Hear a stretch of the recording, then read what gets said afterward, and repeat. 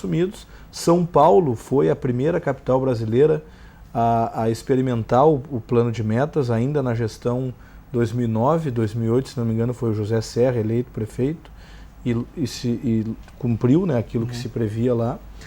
E um ponto que eu acredito que vale o debate, nós não vamos aqui, no que tange ao PMDB, fazer uma trincheira radical de defesa de um projeto contra o outro. Nós não temos essa lógica adversarial na nossa atuação parlamentar.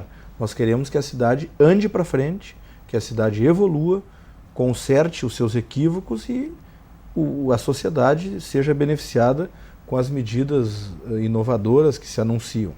Mas num ponto eu coloco que é essa questão da redução dos cargos de confiança e a redução e o enxugamento da estrutura administrativa.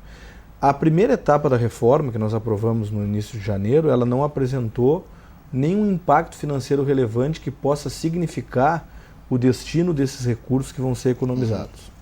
Segunda questão, há poucos dias foi publicada uma ordem de serviço por parte do prefeito, estabelecendo que estão sendo estudados, no âmbito da administração direta e indireta, um teto para a remuneração dos cargos de confiança, que vai representar aí o valor hoje que é pago ao CC8, está em torno de 9,2 mil reais, né? E que isso teria um impacto anual importante aí no âmbito da prefeitura. Mas a dúvida que fica, o estabelecimento do teto, ele vai então substituir a redução de 30% de CCs, que foi um compromisso assumido na campanha?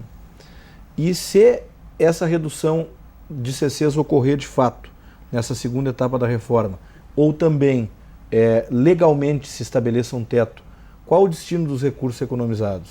Né? Isso é uma coisa que nós vamos debater e, se possível, vamos lutar para que se vincule na lei dessas reduções e do enxugamento da máquina administrativa o investimento parcial, né, desses recursos economizados naquelas áreas mais reclamadas: saúde, segurança, educação e a geração de empregos, que foram... esse foi o corolário, né, de uma proposta que agora nós queremos ver materializada. Efetivado. Vereador Camozzato, o senhor falou inicialmente, né, sobre algumas medidas, né, e algumas questões que poderiam ser revistas no caso, né? Eu queria, para a gente estabelecer esse debate aqui, né, nessa outra rodada aqui, sobre a questão da Carris, né, evidentemente, né? Como é que o senhor vê e como avalia o olhar que o governo atual deve ter sobre a companhia? Bom, Clayton, até antes de entrar na Carris, que eu sei que esse é um debate que a própria Fernanda quer fazer, eu acho muito interessante que a gente faça, mas para aproveitar o espaço um pouquinho também, a gente está falando sobre o modelo de governo, né? Então, no final das contas, essa discussão toda sobre déficit da prefeitura ou não no orçamento, onde é que vai se manejar esses recursos, tudo isso aqui a gente está falando sobre o modelo de governo. Quando a gente olha para o modelo de gestão, e aí seja uma prefeitura, seja uma empresa, o modelo de gestão ele diz muito sobre como vai desempenhar aquela organização de pessoas em torno de um trabalho, né? E o que a gente tem visto no Brasil nesses últimos 10, 15, 20 anos é que o modelo de gestão que a política pública tem adotado, ele não está dando muito certo, né? Seja nas mãos do governo Lula-Dilma, com a colisão de diferentes partidos que vão lá, loteiam cargos, ocupam um espaço e com isso não conseguem entregar muitos resultados, mas entregam bastante escândalos de corrupção, infelizmente, né? A gente consegue ver isso também nos estados, também quando se loteiam cargos para conseguir apoio nas assembleias e assim conseguir aprovar o governo, e também não consegue chegar numa grande entrega de resultados satisfatória para a população. E também a gente tem visto nas prefeituras. Porto Alegre não foi diferente. E aí não é só questão do Fortunati, não é só do Fogaça, isso é uma coisa que no Brasil a gente vem experimentando. Então, de toda essa discussão que a gente está tendo, nesse momento de crise federal, estadual e municipal, que caiba aí um aprendizado para nós, né, políticos e nós, população, de que o modelo de gestão ele é muito importante. E é muito importante que a gente aprenda que esse modelo, onde tu troca favores, onde tu troca cargos, onde tu loteia em troca de apoio, ele não é produtivo para a cidade e acaba sendo produtivo para os próprios parlamentares, para os próprios políticos, que acabam não conseguindo fazer aquilo que eles cumprem, prejudicam a sua relação com a população né, não conseguem também entregar os serviços públicos à população, cria ainda mais inimizades e mais distanciamento com a política, né, se cria esse sentimento de tensão. Então, isso é uma coisa que a gente precisa repensar. Esse é um lado que eu acho bastante positivo do Marquesan, no primeiro momento, de ter defendido isso. Infelizmente, em alguns momentos, ele está flexibilizando um pouco isso. Eu também, por não ser uma pessoa que foi formada na política, tenho experiência com isso, pode ser até ingenuidade da minha parte, não conhecer isso a fundo, de saber até que ponto a gente consegue, né, afastar esse tipo de conduta para conseguir governar, né? Então, seria pleno, a gente consegue nomear somente via competência, sem relação partidária ou não, isso depende. Ou a gente consegue buscar as duas coisas, né? Então, partidário e competente. Então, esse seria o cenário ideal, provavelmente. Então, eu acho que essa é uma reflexão importante de ser feita nesse momento. E ainda, aproveitando essa discussão também sobre o modelo de gestão, a gente falou bastante sobre despesa. Então, agora falando um pouco sobre receita, foi tua pergunta lá no início, sobre empreendedorismo, que é uma pauta bastante minha. Esse é um momento muito propício para a gente falar sobre também receita. E receita, eu sou muito contrário, e o Partido Novo ele é muito contrário à tributação, à parte de impostos, porque a gente acha que a população brasileira já está sufocada em impostos, né? E num momento de crise, tu pensar em aumentar impostos é tu entregar mais uma corda para pessoas se enforcarem. Então, vamos olhar para receitas. Mas olhar para receitas via empreendedorismo, no momento de crise, é um pouco delicado, né? Porque apesar da gente conseguir mexer em tempo de redução, reduzir o tempo de abertura de empresas, flexibilizar algumas regras, facilitar licenciamentos, enfim, né, legalizar algumas atividades que hoje são ilegais, né, tem comerciantes no centro de Porto Alegre que têm dificuldade de conseguir comerciar, né, a gente tem diversos tipos de negócios que são baixo risco, mas que passam por todo um licenciamento demorado, que acaba prejudicando o estabelecimento do negócio. Então isso tudo a gente pode olhar para facilitar e aí, com sorte, a gente consegue favorecer que novos empreendimentos se criem, novos empregos se criem e a gente aumente a arrecadação e ajude na situação de crise. Perfeito, obrigado. Vereador, então, falando sobre a Carris, né, como é que... Depois voltamos para ter sua opinião também sobre isso. Não, é que o debate foi muito rico. Claro. E, enfim... Eu acho que só sobre a Carris, um comentário, porque de fato é inaceitável, né, tu ter 50 milhões de prejuízo numa empresa que foi eleita várias vezes como a melhor empresa de transporte do Brasil. Nós não estamos falando de qualquer empresa de transporte. E vocês sabem bem, nós atuamos bastante nesse tema dos ônibus em Porto Alegre e embora tenha uma queda de qualidade global do sistema de transporte, a Carris é sempre a mais bem avaliada pela população. São os melhores ônibus, os mais acessíveis, os que têm ar-condicionado. Nós vivemos esse processo de licitação que, lamentavelmente, pareceu uma licitação de cartas marcadas, que a única empresa que não operava em Porto Alegre foi desclassificada e ficou as que já operavam. E nós tivemos um aumento de 15% na tarifa de ônibus no ano passado. Eu só queria fazer essa ponderação, porque eu acho que existe um problema grave de gestão. Acho que tem que cortar os CCs, que são assim, dezenas na Carris, com altos salários. Acho que precisa gerenciar bem esses recursos públicos. Mas a Carris ela é superavitária, levando em consideração a tarifa cobrada e o que é gasto, né, a gasolina, os salários dos trabalhadores, etc., se não fosse esse conjunto de má gestão. E não sou eu que estou dizendo, foi as auditorias do Tribunal de Contas. Só que ela é superavitária pouquinho. Porque, óbvio, uma empresa pública não precisa dar lucro, ela não pode dar prejuízo, mas ela tem que servir para dar um serviço de qualidade para a população e mais, no caso da Carris, parametrizar o sistema. Nós tivemos aqui, né, fazendo um debate sobre a Carris, por quê? Quando a gente olha, hoje em dia, por exemplo, quando aumenta a tarifa, o que acontece? As empresas dizem quanto gastam com óleo diesel, quanto gastam com pneu, que é um escândalo, né? É a raposa cuidando do galinheiro, dizendo quanto gasta para elevar, né, por cima. O que bota para baixo, sempre a média, é a Carris, que são os valores de mercado. Tu olha as outras, o valor é sempre acima do de mercado.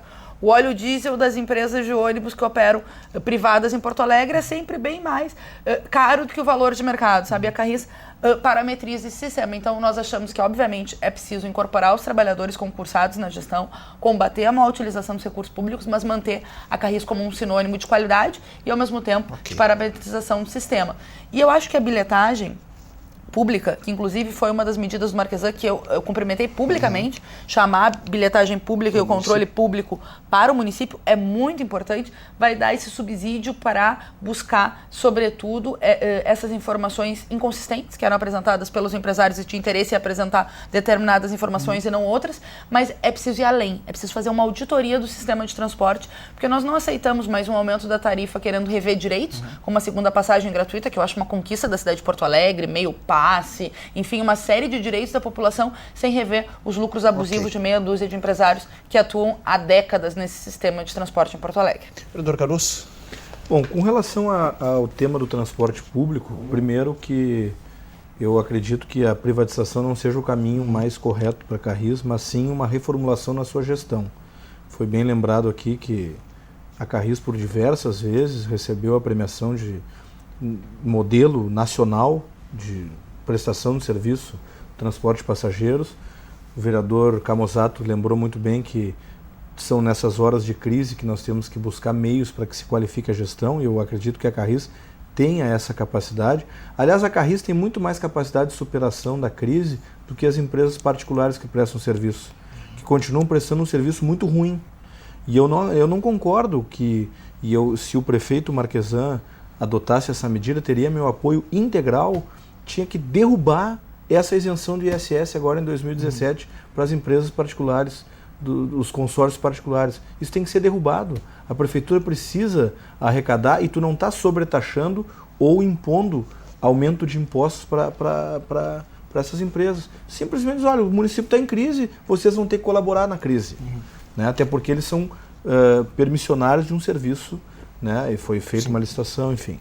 Segundo ponto, na segunda passagem, eu espero que não seja utilizada como um instrumento, né, para se abrandar um reajuste, né, ou para que não se conceda pelo menos de imediato.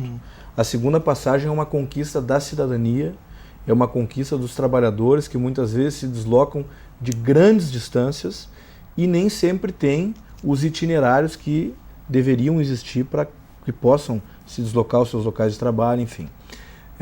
E também entendo que nós temos hoje a necessidade fundamental de criar alternativas de receita para o município. Talvez jogar a responsabilidade para que os empreendedores sejam os únicos responsáveis pelo incremento dessa receita seja um pouco arriscado. Até porque o poder público tem que fazer o dever de casa anterior, né? E favorecer o estabelecimento de atividades das mais diversas. Hoje nós temos um licenciamento urbanístico confuso em Porto Alegre.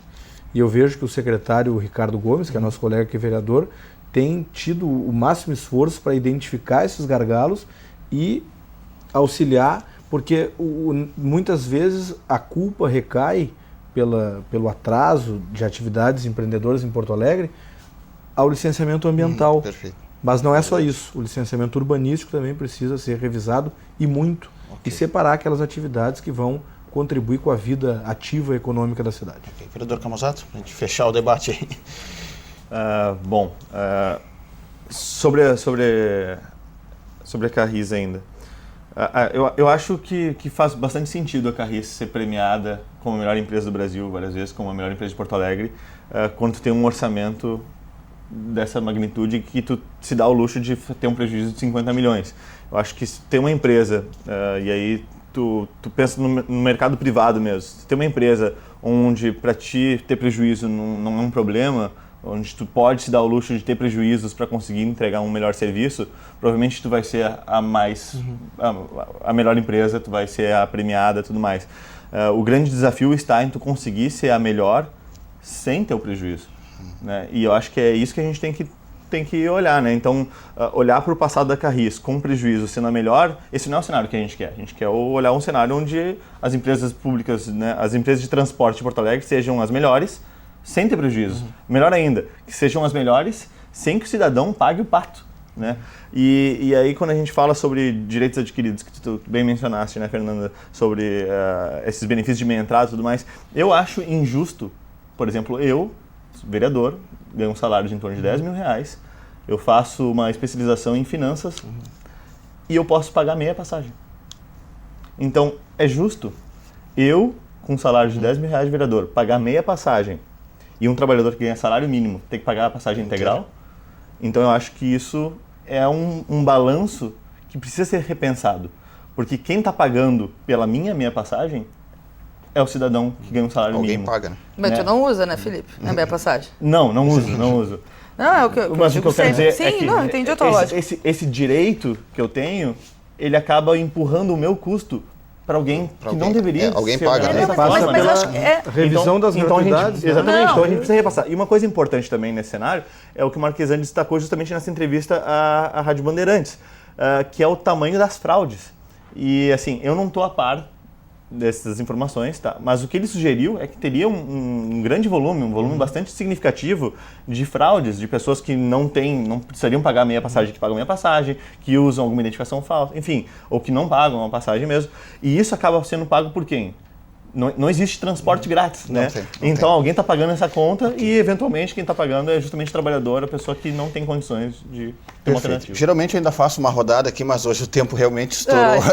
Estouramos o tempo, mas enfim, o debate foi bem produtivo e eu acho que a gente conseguiu levar um pouco da visão de cada um dos parlamentares aqui para os nossos telespectadores.